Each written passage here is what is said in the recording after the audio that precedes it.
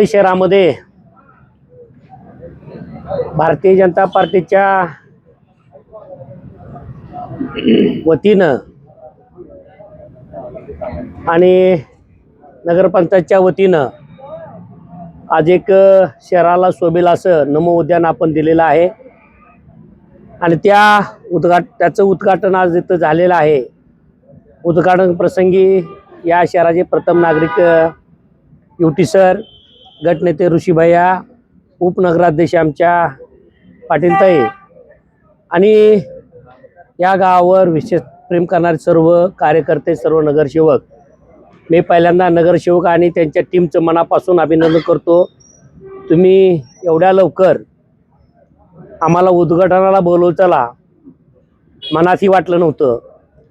एक नगराध्यक्ष आणि त्यांची टीमनं कसं काम करावं हे जर बघितलं तर तुम्हाला ते आटपाडीला आल्यानंतर कळेल। एवढं मोठं उद्यानाचं काम आपण करतोय।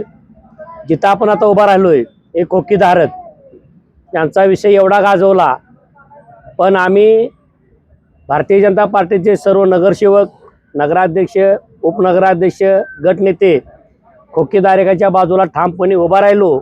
आज आपण बघता इथं आटपाडी शहराला शोभेल असे तो खोके बांधलेले आहेत। मला आटपाडीकरांना आव्हान करायचं आहे, इथून पुढच्या काळामध्ये सुद्धा तुम्ही आम्हाला चांगल्या प्रकारची साथ द्या। या शहराचा कायापलट करायची जबाबदारी भारतीय जनता पार्टीची आणि भारतीय जनता पार्टीच्या सर्व नेत्यांची। आज इथं सर्व उपस्थित आहेत। मला वाटतं या गावामध्ये पाणी पुरवठा पहिला सुरळीत होत नव्हता। इथला पाणी पुरवठा कर्मचारीच पडत असायचा, पण इथं नगराध्यक्ष आणि गटनेते या दोघांनी हातात घालून या शहराचा पाणी पुरवठा सुरळीत केलेला आहे। भविष्यामध्ये सुद्धा तुम्हाला जी काय अडचण असेल ती आमच्या या नेत्यांना सांगा। आमचे नेते तुमच्या सोबत आहेत। खरं तर आटपाडीसाठी लागेल तो निधी आपण या शहराला आणणार आहे, याची कसली काळजी करू नका। फक्त विरोधक म्हणून राजकारण न करता विकासाच्या कामाला साऱ्याने एकत्र आलं पाहिजे आणि सर्व एकत्र येतील। पुन्हा एकदा इथं बघितलं तर तुम्हाला सारी टीम आमची नगराची सारी युवा टीम आहे आणि युवा टीम एवढी कामाला चांगले आहे। यांच्या कामाची दखल भारतीय जनता पार्टीच्या कोर कमिटीमध्ये कायम घेतली जाते।